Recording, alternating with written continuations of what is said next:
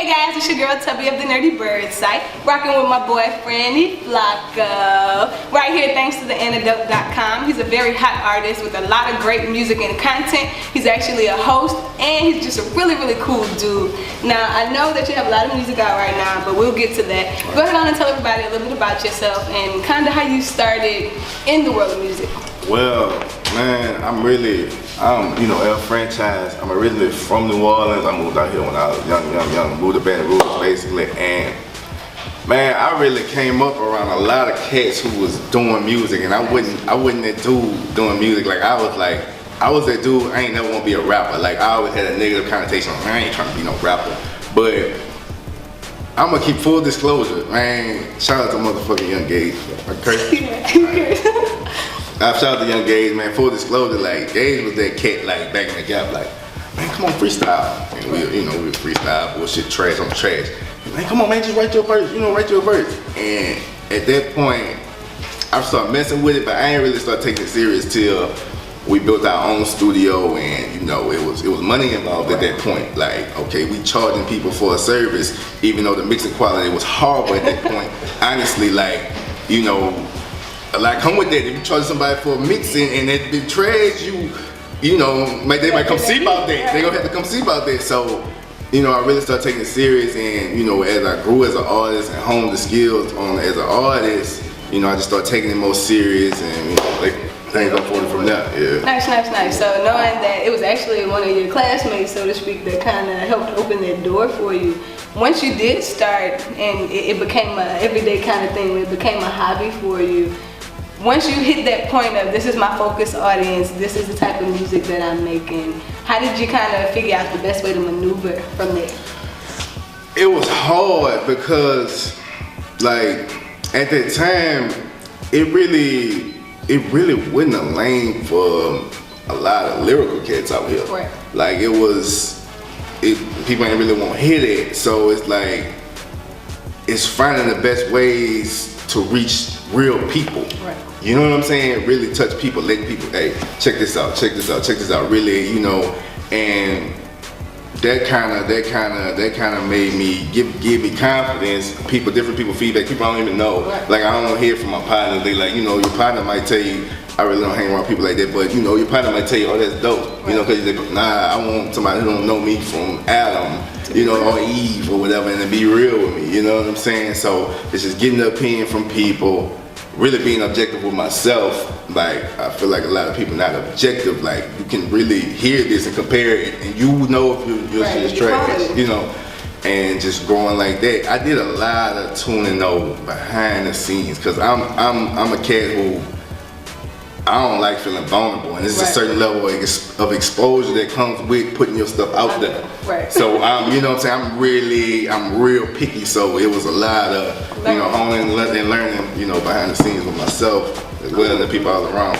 Very dope. So being a student more so to hip hop first, right. Coming into yourself. If you had to define what hip hop is for you, or what hip hop is in general, what is it to you? Man, it's a voice to me of us as a people.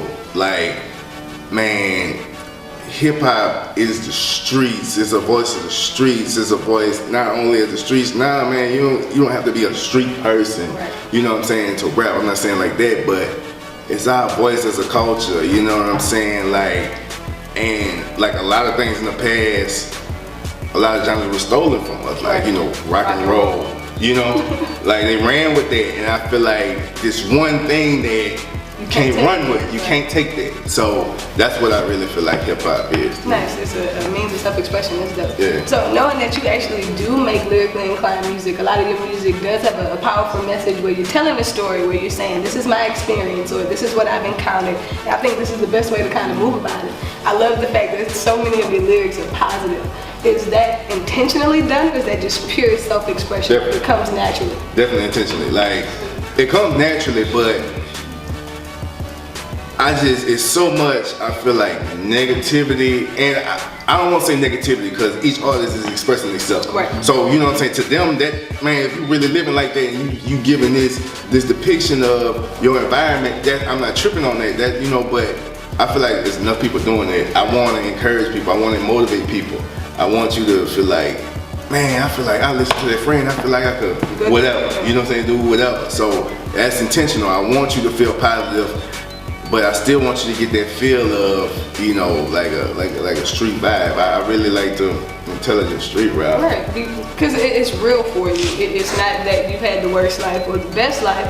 These are your experiences, and it's a means to inspire, and I think that's really, really cool. Right. Now, when you start talking about the brand, break it down and tell everybody why it's important and why you guys are pushing for the things that you're pushing. All right, Black Renaissance, right? So think about it, like, first it starts out being a Renaissance man, right. A man who's good at many different things. You not, as a people, we not monolithic. We not just one way all the time. A lot of cats try to act like they just one way all the time. You can't change. No, I might be feeling like this day. I might be feeling like this that day. I might be a rapper, I can be a real estate agent, anything, just across the board, just having your hands in different pots, you know what I'm saying, being a Renaissance man, and like Renaissance, like, I feel like it's important, cause we gotta show different sides. You don't have to, like I said, we're not monolithic, you don't have to be one way all the time to be successful. I'm big on versatility, cause like people, I might feel this way today, right, Tubbi? And then I feel like this way tomorrow, and then you might be like, oh, you a hypocrite. No, bro, that's just, I'm growing, I'm emotionally, like, you know what I'm saying? I changed. So it's things of that nature. I don't want anybody to feel like they can't change, they can't evolve, they can't grow, you know what I'm saying? Have your hands in different things, you know what I'm saying? It's really dope that the whole content of Black Renaissance does open up the gateway, one, to inquiring minds. Because a lot of people don't even know what the Renaissance period in history was, let alone the Black Renaissance period. So I love the double intender there. I love that you're taking a mass group of unknowing or knowing participants and saying, hey, if you can relate directly to what this means, you can open up yourself to be able to accomplish anything. And I think that's really, really fresh. And even the little logos, the kingships, I think that is so fresh. Shout out to Doe, shout out to Jake, man. My business partner was there. Shout out, man. That's what's up. Now, I know that you're a dad, and I kind of put artists who are parents on the spot all the time, because I've heard personally people say, you really can't do both, like you have to choose. Right. One has to go back burner, and then you kind of come back around to it. And I have artists that sit here and get mad and say, no, being a parent is a priority, and I do what I do for my children. Right. I know that you spend a lot of time with your little girl, that you do love your music. How do you kind of find that healthy balance in actually being an active parent and being a musician? Well, initially, like it's an adjustment, like honestly, but like once my daughter was able to, I can take her outside. Oh, you coming to the yard with me? Right. Yeah, I'm holding her in my own bar, I'm recording. Nice.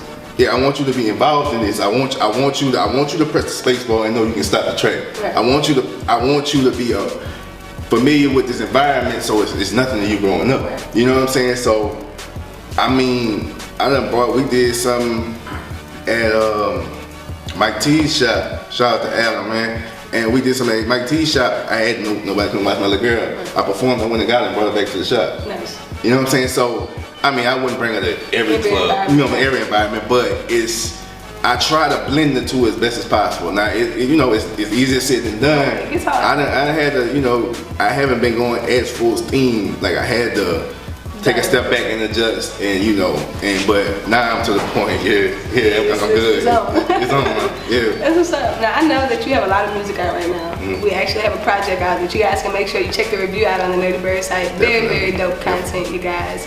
But what kind of inspired you? We'll talk about it. I'll let you tell them the name of the project and where they can find it. But let's kind of talk about the production, the features, and how you kind of came into actually creating that project.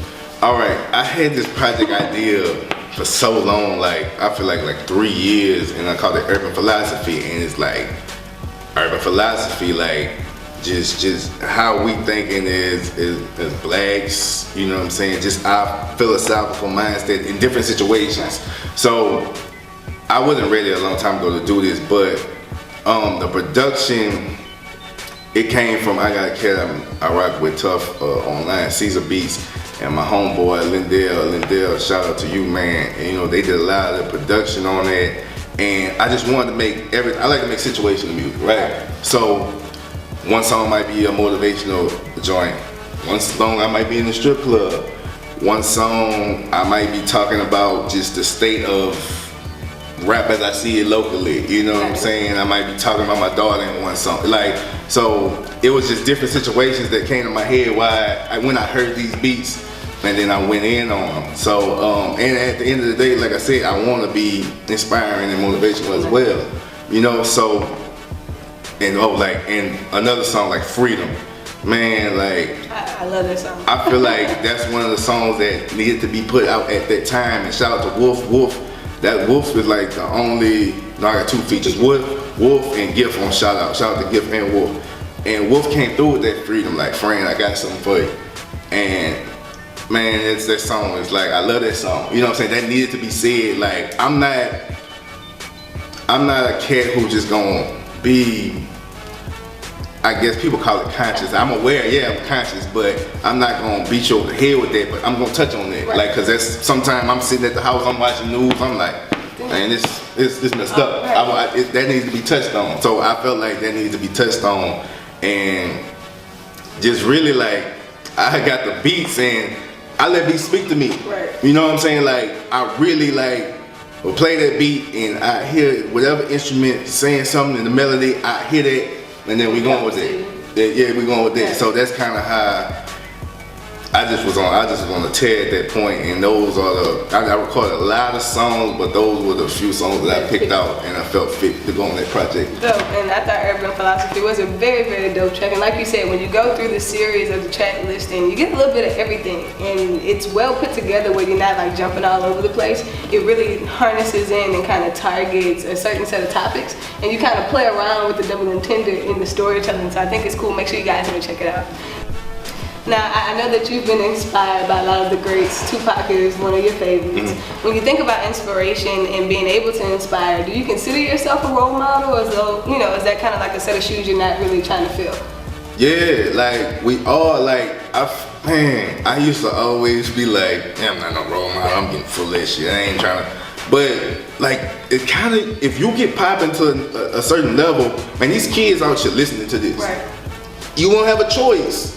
Like, they looking up to you. Like, so I do feel like that. Like, I embrace that now. And I guess having a daughter kind of like help that. Like, I embrace that. I want to, go to schools and talk to kids. I want to show them there's more to life than their environment, their surroundings, or whatever they see. I want you to get out of Baton Rouge, go experience more things. I embrace that at this point. Like, I really, like, I'm not saying I'm gonna be perfect. I'm still gonna, I'm human. I'm still learning too. But they gotta understand it's about decisions, and a lot of these cats, they talking about things they not really doing. Take that for entertainment, man. So yeah, I like that. I want to be a role model. Like, nice. And I think you're one of, not the only artist, but you're one of the first artists I've sat down with that kind of accepts that role wholeheartedly. You know what I'm saying? Like, everybody else they accept being a role model, but they're still trying to figure out how they feel about it. Yeah. I think you've kind of gotten to that point where it's just accepted, like, this is who I am, this is the expectation, and I'm gonna kind of set the standard for what these kids do see.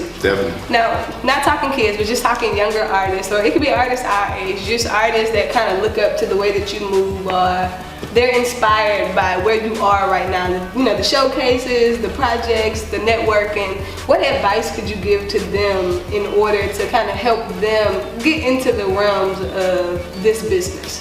Don't feel entitled. Nice. Ever. Nice. Like, say that again. Man, don't feel entitled. Man, God, rest my auntie's soul, man. Like, she always had a thing. She was talking about the spirit of entitlement. Yep. Like, that's a real thing. Like, a lot of cats out here just feel like, man, I rap good, so this supposed to come. Man, these people out here don't even care how good you rap no more. Right. You hear some of the songs that's out, like, it's not.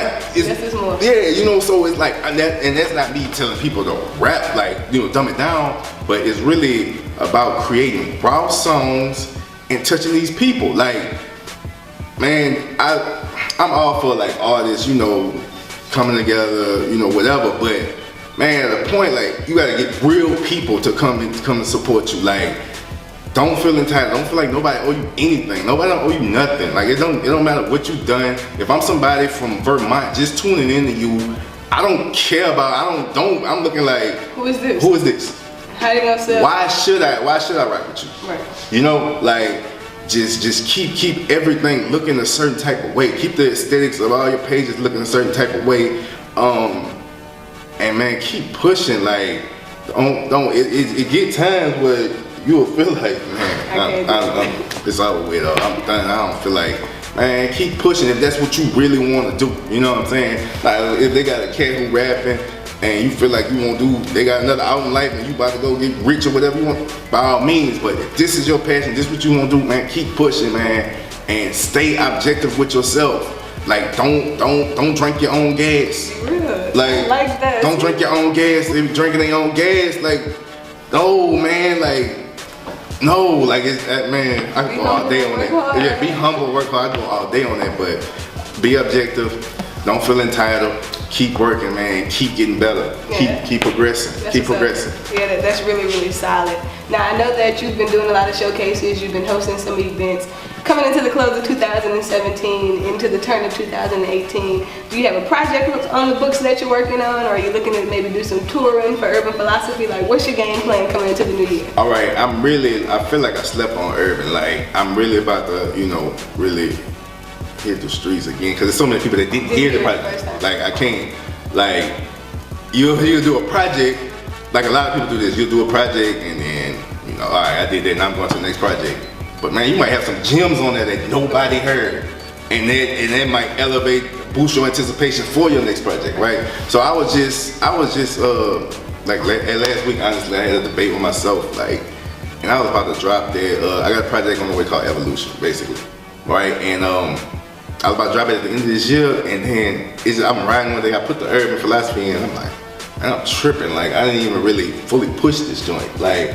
You know what I'm saying? Because it's not like I'm signed to a label, there's a deadline. Right. I got so many album deals, I have to drop this. I don't have to do that. I have to make sure that each song project gets the most exposure as possible.